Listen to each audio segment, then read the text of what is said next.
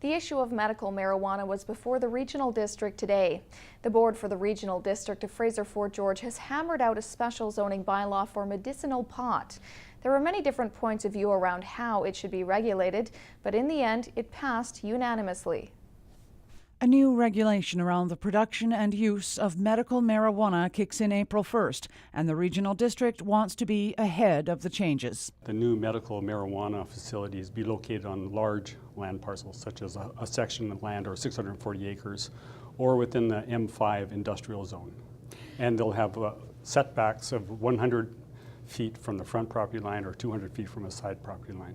There was a divide around the boardroom about what kinds of regulations should be in place. Some cited the economic benefits of a new industry without being hampered by over-regulation. The zoning sets out very stringent parameters under which a medical marijuana operation will be allowed.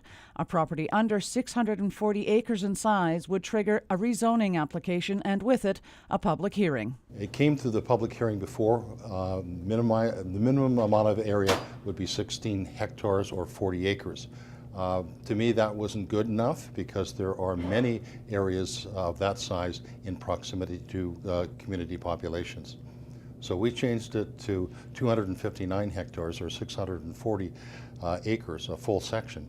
While the Regional District has approved a bylaw amendment to address medical marijuana, the same cannot be said for the City of Prince George. It hasn't come before the city yet, but my conversation at council table will be no different. I see no purpose, no good marijuana purpose being served by putting population close to the growth area. So I can't see it going into any other area than an industrial area. Health Canada has not set out an obligation on the part of regional districts or municipalities to draft such a zoning bylaw, but the Regional District of Fraser Fort George thought it prudent. There is no requirement from the federal government to regulate this use locally.